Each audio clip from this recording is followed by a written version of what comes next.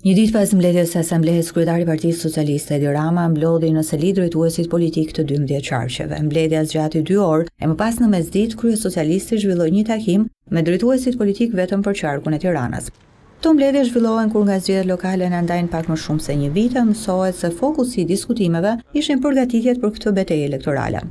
Në fund të takimeve nuk pati deklarata për median, por mësohet se Edi Rama vendosi të përforcojë strukturat që do të punojnë për Bashkinë e Tiranës. Kryesocialisti ka vendosur që drejtuesit politik, krahas qarqeve ku caktuar një ditë më parë, do të punojnë edhe në një prej njësive të kryeqytetit. Kështu në njësinë numër 1 përveç Lindita Nikollës, do të punojë edhe ministrja Mirela Kumbaro. Në njësinë 2 do të punojë Gent Gazheli, Delina Ibrahimaj, Olta Manjani, sekretari i përgjithshëm Blendi Klosi. Në njësinë 3 do të punojnë Edona Bilali e ministri Ervin Demo. Në njësinë 4 do të jenë Blerina Gjulameti e Eduard Shalsi. Në njësinë 5 Fatmir Xhafa, Tauland Balla dhe Erion Braça. Në njësinë 6 janë ngarkuar zëvendës kryeministri Albana Koçiu, Endrit Yzeiraj, Megi Fino e Belinda Balluku.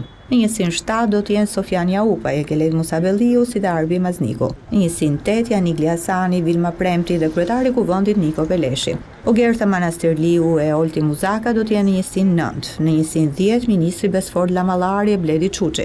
Në njësinë 11 do të punojnë Damian Gjiknuri, Ervin Hoxha dhe Ulsi Manja. Në njësinë 13 Elisa Spiropali dhe Anila Denaj. Në njësinë 14 ministri Blendi Gonxha e Plaren Ndresa. Dhe në njësinë 15 do të jenë Toni Gogu, Xhemal Qefaliaj dhe Silva Caka.